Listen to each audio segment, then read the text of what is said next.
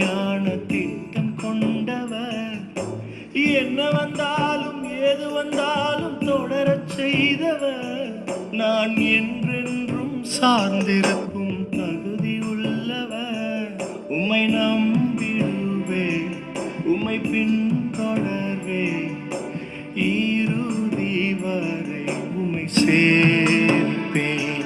உம்மை நம்பிடுவே, உம்மை பின்தொடர்வே, இறுதி வரை உம்மை சேவிப்பேன். உங்க அழைப்பு இருந்ததால நான் அழிந்து போகவில்லை. உங்க